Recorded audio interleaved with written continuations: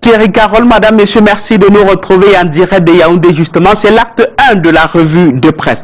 Ouvrons cette revue de presse, justement, par le quotidien Cameroun Tribune, qui s'intéresse ce matin à la coopération Chine-Cameroun. La coopération exaltée, écrit le journal de Marie-Claire Nana. L'ambassadeur Wei Wenhui a été au palais de l'Unité hier pour faire ses adieux à Paul Biya.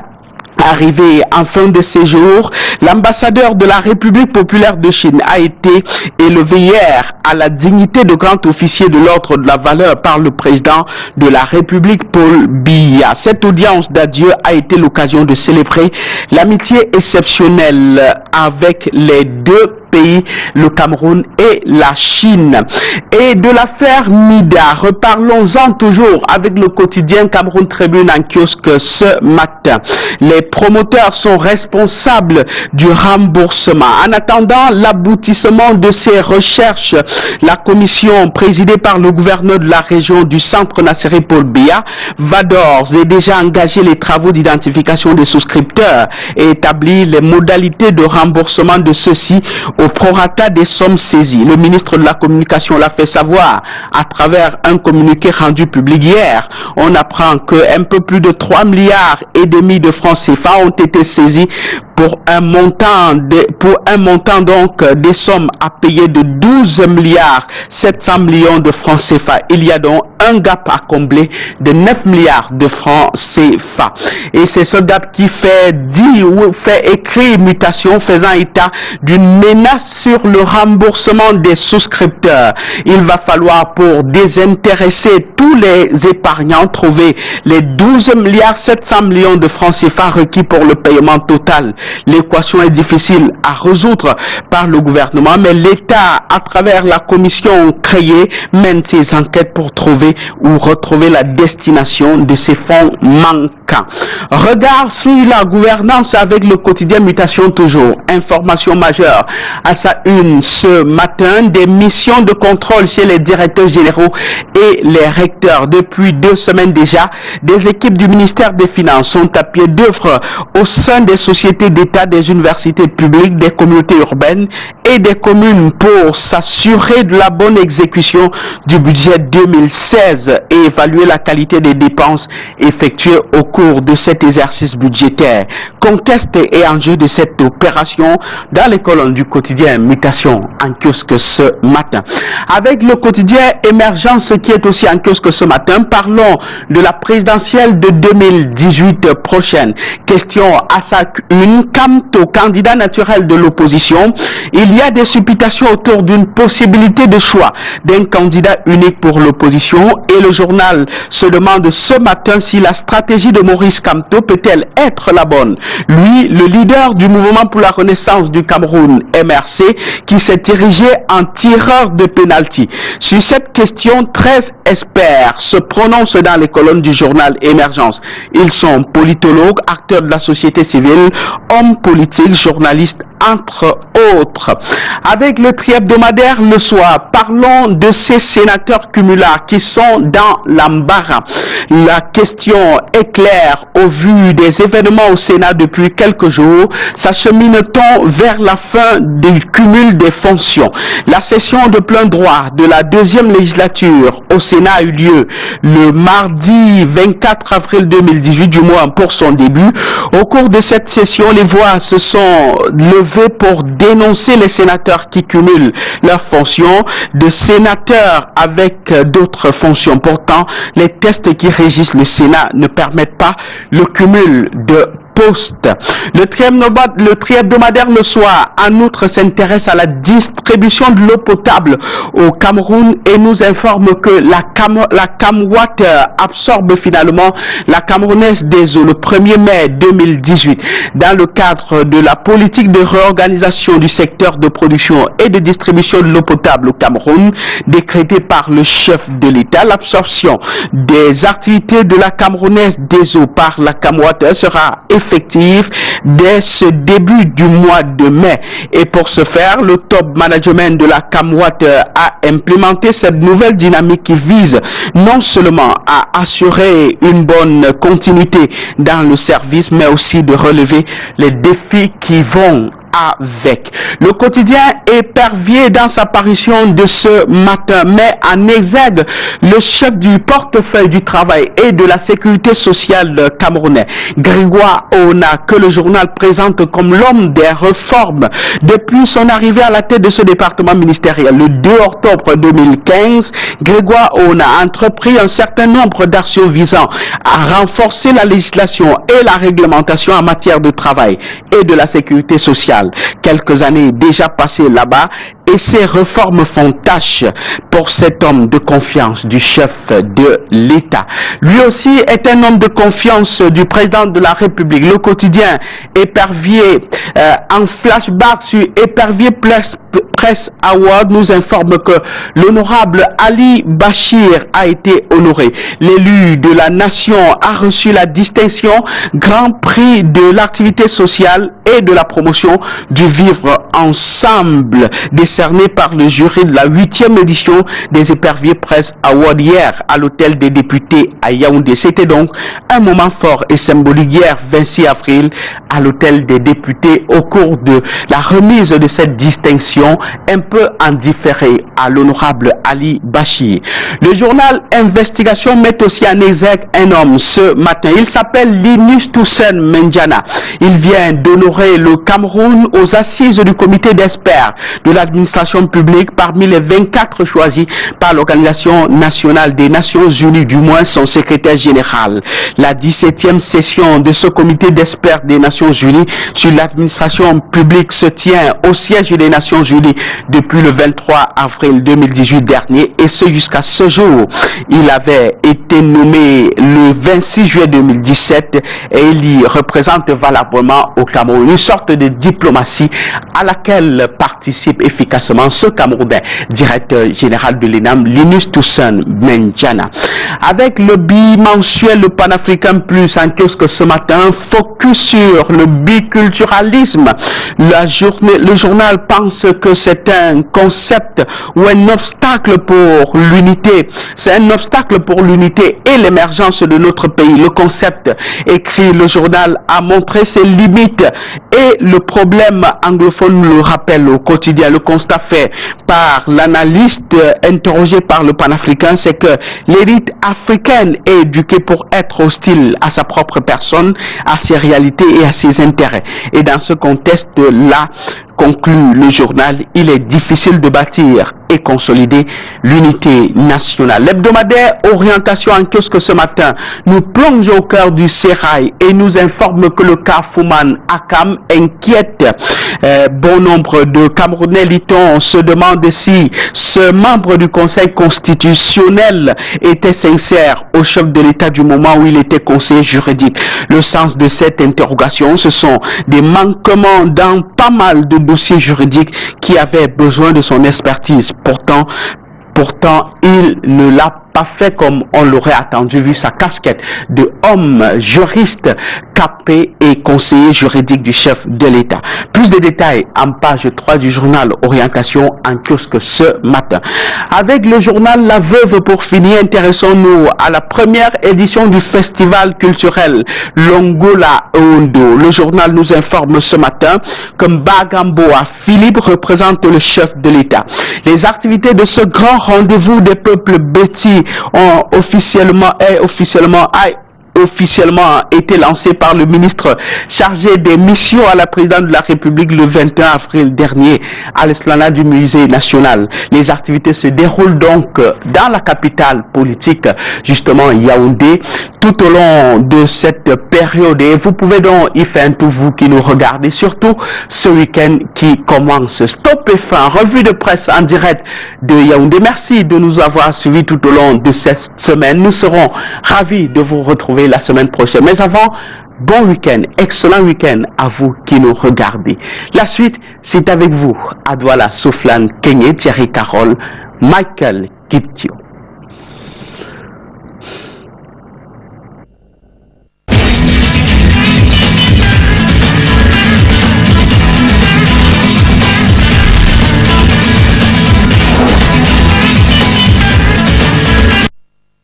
Voilà, nous sommes de retour ici à Douala, à 7h passé de 12 minutes, sur ce plateau.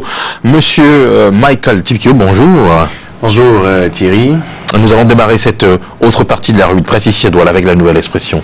La nouvelle expression, effectivement, qui parle encore du ministre des Finances, Luc-Paul Motazeux, après qu'il ait lancé cette opération dans les ministères camerounais, cette opération justement pour débusquer les fonctionnaires fictifs. Le voici encore dans les communautés urbaines, les universités d'État et même les mairies où il annonce des missions de contrôle du budget.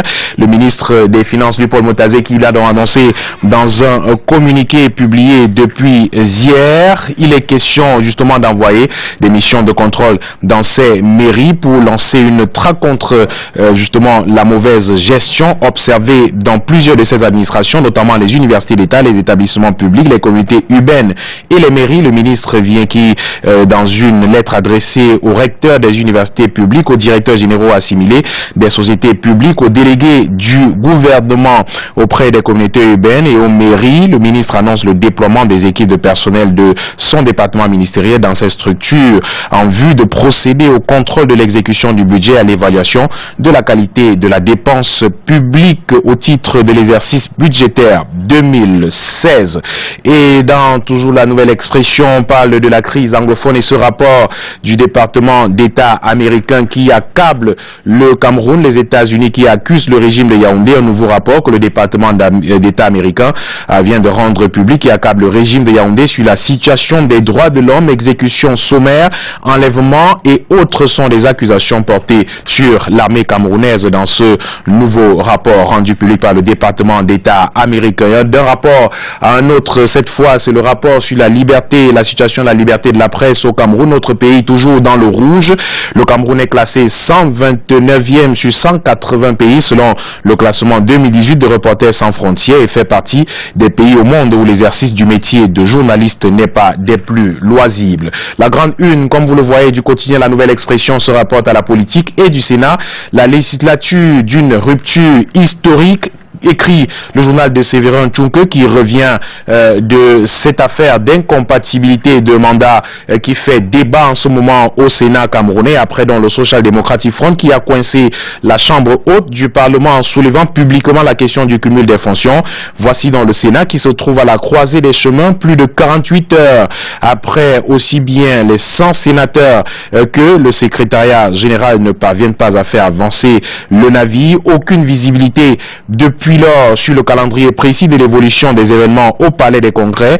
Plus précisément, plus sérieusement d'ailleurs, la question de l'identité que l'on croyait réglée depuis la phase électorale ressurgit une fois de plus au Sénat et c'est Pierre Flambon-Gayab qui revient à la charge. Le sénateur de l'UNDP qui avait vu le recours de son parti disparaître du rôle lors du contentieux post-électoral a remis en cause la liste élue du RDPC dans la Damawa et c'est le nom de Dame Djaratou Mohamedou qui continue de faire problème. Si Pierre Flambon-Gayab a pu repousser au loin la résolution de l'équation de l'incompatibilité des fonctions, écrit La Nouvelle Expression, il reste que le problème a déjà été posé. La mise en place des bureaux devrait permettre de voir plus clair sur l'application de l'article 9 du règlement intérieur du Sénat qui traite des incompatibilités. Et des incompatibilités, on en parle à la une du quotidien Info Matin aujourd'hui qui nous informe que certains cumulards choisissent le Sénat et délaissent leur fonction de président de conseil d'administration.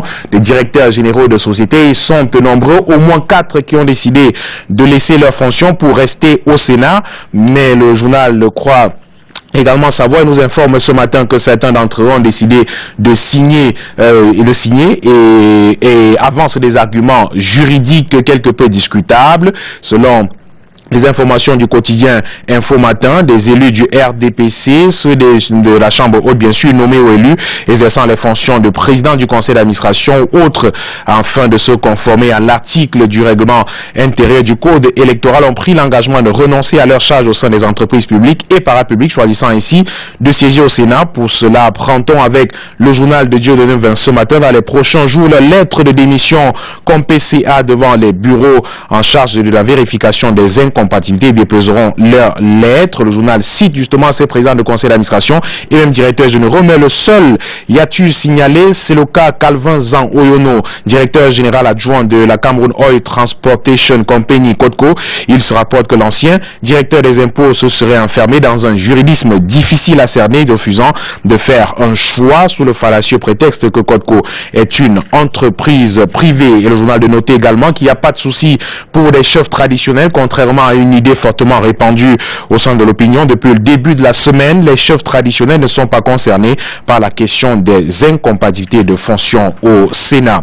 Au pied de une d'infos matin, on parle de cette affaire Mida une fois encore et ce communiqué du ministre de la Communication Issa Chiroma Bakary rendu public hier qui fait état de ce que 9 milliards sont portés disparus et une fouille qui a eu lieu au siège du Mida à Yaoundé. Selon ce communiqué du ministre de la Communication, l'on a pu trouver que 3,6 milliards de francs CFA au siège de la mission d'intégration et de développement de l'Afrique sur les 12,7 milliards déposés par les souscripteurs. Des recherches sont en cours pour retrouver bien sûr les autres 9 milliards de francs CFA, précise le communiqué du porte-parole du gouvernement. La une du quotidien Informateur consacrée également au port autonome de Douala et Cyrus Ngor qui présente le plan stratégique 2018 de modernisation de son entreprise. Il a été rendu public le 20 avril dernier par le directeur général de l'institution lui-même. Pour 2018, a-t-il dit, 7 actions seront au cœur du plan stratégique du port autonome de Douala et vont participer à la décongestion de cette société. Également des plans pour une meilleure fluidité à l'intérieur vont se poursuivre à l'intérieur du port autonome de Douala. Le débarcadère de navires pétroliers qui était détruit depuis une quinzaine d'années par exemple sera réhabilité.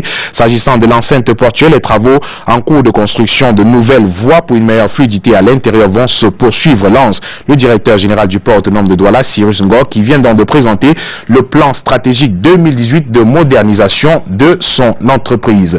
Et ici, le port autonome de Douala se porte bien. Une autre entreprise qui se porte très mal en ce moment, c'est la Campost et le tri hebdomadaire régional d'information du Nord Cameroun, l'œil du Sahel, en parle aujourd'hui à sa une. Campost, le grand malade, l'entreprise se porte très mal en ce moment. Il faut donc l'avouer, l'avènement dans la société camerounaise des produits de télécommunications tels que le mobile money ou encore la forte pénétration de l'internet, échange instantané de documents et des messages elles-mêmes consécutives à la percée de la téléphonie mobile, du déploiement des technologies 3G, 4G n'ont pas fait beaucoup de bien à la société Campos, mais à côté de cette concurrence liée à l'innovation, cette entreprise publique essuie également les affres d'une concurrence déloyale, écrit l'œil du Sahel. En effet, de sources officielles, le territoire camerounais abrite plus de 116 opérateurs privés actifs dans le secteur public postal. Une véritable régulation est donc appelée pour régler ce type de problème. L'entreprise camerounaise Campos souffre également des maladies structurelles à cause d'un effectif pléthorique et parfois inadapté aux activités de l'entreprise, lequel personnel est grassement payé, comme c'est d'ailleurs le cas dans la plupart des entreprises publiques camerounaises, conclut le quotidien le journal, le très hebdomadaire plutôt, l'œil du Sahel, qui donne la parole au colonel Jackson Kamgen, qui est le directeur du génie militaire, qui revient sur la construction, les travaux de la route d'Abanga-Kousseri dans un entretien accordé au colonel Jackson Kamgen, qui nous apprend que les études topographiques et techniques sont en train d'être faites pour la construction de cette route Mora d'Abanga-Kousseri. Europe Plus, en kiosque aujourd'hui, nous parle de la fête du travail qui se prépare activement, des activités et même la préparation battent leur plein dans tout le Cameroun. Et le journal revient sur la question de la sécurité et la santé des travailleurs, la question de la sécurité et la santé des travailleurs qui préoccupe la Société camerounaise de sécurité et de la santé au travail, qui a organisé il y a quelques jours une conférence dans l'optique de mieux faire connaître le corps des métiers qui participent pourtant à l'amélioration de la productivité de l'entreprise au Cameroun. Et au sorti de ces échanges, un pâle tableau des entreprises au Cameroun a été présenté. La plupart d'entre elles n'ont pas un service de santé et sécurité au travail. Pourtant, ce service est obligatoire pour toutes les structures, même celles du secteur informel. On retient également qu'avec Europe Plus, que plus de 80% d'entreprises n'ont pas de service de sécurité et de santé du travail au Cameroun. Plus de 5% du produit intérieur brut sont utilisés pour résoudre les problèmes liés à la santé et sécurité au travail. En guise d'exemple, plus de 3 milliards de nos francs ont été dépensés pour résoudre des problèmes liés à la santé au travail au Cameroun. Et l'éditorial, la chronique plutôt de Michel Moussala ce matin revient sur cette affaire Mida. Le goût du lucre, c'est le titre de cet éditorial, de cette chronique plutôt. Et le journal qui, à travers son directeur de publication, accuse avec véhémence ce matin les pouvoirs publics et s'interroge d'ailleurs, Michel Moussala, comment une telle arnaque a-t-elle pu prospérer plutôt des mois durant, au vu et au su de tous, sans autorisation aucune, mobilisant des milliers de jeunes, distribuant autant d'argent aux populations sans que l'administration ne déclenche aucune action. Ce sont des interrogations de Michel Moussala qui se demande encore, et ça dit et à croire, comme l'affirment certains citoyens, que certaines autorités administratives et de maintien de l'ordre du Fundi étaient dans le coup. Des interrogations à lire dans le journal Europe Plus en kiosque aujourd'hui. L'effort camerounais est également paru ce vendredi et revient sur la nomination de l'évêque de Batouri, l'abbé Marcelin Marie Damien, nommé évêque de Batouri. Il a été nommé le 25 avril 2018 par le pape François. Et il est donc le 4e évêque du diocèse de Batouri. La nouvelle a été rendue publique par l'archevêque de Douala, Monseigneur Samuel Cléda. C'était devant le clergé, les chrétiens rassemblés à la cathédrale Saint-Pierre et Paul de Douala. À l'occasion, l'effort camerounais propose ici aux lecteurs de mieux connaître les différents diocèses du Cameroun et leurs pasteurs. C'est un dossier de 4 pages pratiquement à lire dans le journal L'Effort camerounais en kiosque aujourd'hui. La lettre de l'Ordre national des conseils fiscaux du Cameroun est également en kiosque et nous parle de la zone libre-échange économique en Afrique. À qui profite le vaste marché africain, s'interroge le directeur de la publication de la lettre de l'Ordre national des conseils fiscaux du Cameroun, par ailleurs président de l'Ordre national des conseils fiscaux, Jacques Bounan, qui écrit ce matin que théoriquement seulement quelques pays africains ont adopté et intégré cette plateforme de coopération économique initiée par le Rwanda, à l'exception de l'Afrique du Sud et le Nigeria, deux grandes puissances économiques pourtant à fort potentiel de consommation, s'étant dissociées à ce projet d'intégration des pays africains. Il faut précisément dire avec Jacques Bounan que dans la perspective du projet africain d'intégration économique se greffe beaucoup de pesanteurs physiques, économico-financiers remarquables. D'abord, le continent africain est l'un des plus pauvres de la planète. L'Afrique produit très peu, au point qu'elle affiche à son compteur le taux le plus bas des produits d'exportation. Et les principaux enjeux de développement passent par la paix et la sécurité, écrit le directeur de la publication, facteurs essentiels pour que le pacte d'intégration économique soit effectif en Afrique. Cet impératif catégorique peut se matérialiser à travers la nécessaire stabilisation plutôt politique, sécuritaire et institutionnelle de la région, le développement d'un secteur manufacturier véritable générateur de valeur ajoutée et d'emplois décents, l'édification d'un espace économique, politique et social intégré et prospère, susceptible d'accroître la compétitivité et d'augmenter des opportunités d'échange et d'investissement, et enfin l'intégration progressive et réussie des économies de la sous-région dans le processus de mondialisation par une mise en cohérence des partenariats multilatéraux APE et CAC, notamment avec les priorités régionales de développement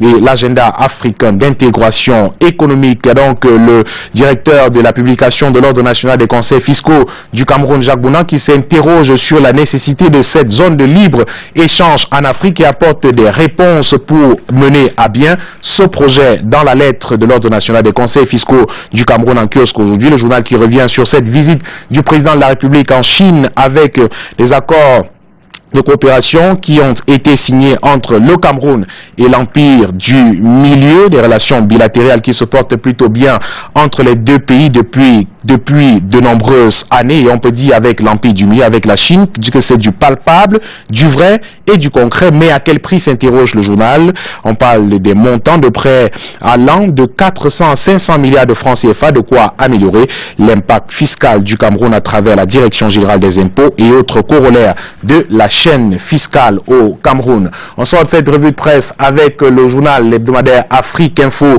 en kiosque également aujourd'hui, qui revient sur cette affaire du sucre à la Sosucam au Cameroun. Le journal qui croit savoir que les ennemis du président de la République veulent la chute de Sosucam. Le journal de Djelfis est entré dans les coulisses d'une collusion mafieuse entre certains ministres et des importateurs étrangers et nationaux du sucre. Et selon Afrique Info, la contrebande implicitement encouragée par les grossistes grossistes et quelques sociétés agroalimentaires soutenues par des membres du gouvernement au plus haut niveau, les plus insoupçonnés. La régulation du marché du sucre reléguée à dessein aux calendes grecques. Les administrateurs de la société sucrière du Cameroun expriment leur ras-le-bol. Quelques-uns d'entre eux s'expriment d'ailleurs dans le journal Afrique Info de Jelfis en kiosque ce vendredi. Journal qui revient également sur cette affaire de gestion du personnel à la société Alucam Socatral et écrit justement que EDEA est envahi en ce moment par des marabouts à la rescousse d'une dame qui gère plusieurs postes, plus de 9 postes dans cette entreprise, Madame Moudi Coco Angèle Jamen et sa bande. Cette dame qui répugne le RDPC et le CERAC gère plus de 9 postes à Alucam Socatral. Pourtant, des femmes mieux formées qui ont donné toute leur vie au RDPC sont en chômage, écrit le journal. Une curiosité quand on sait que certains cadres de cette société, d'ailleurs natifs de la Sanaga maritime, sont légués au poste de manœuvre. Le président de la République et le Premier ministre sont donc interpellés pour mettre un terme à ce type de gestion, un tout petit peu de la gestion calamiteuse de cette société Alucam Socatral qui pourtant devrait faire la fierté des Camerounais. On termine cette revue de presse avec le journal Afrique Info. Voilà, le journal Afrique Info, merci beaucoup M. Makapiko. Nous sommes vendredi et ce vendredi forcément vous allez nous inviter quelque part, on ne sait pas encore. Parce que tout le monde n'a pas de programme. Écoutez, l'invitation se fera en off.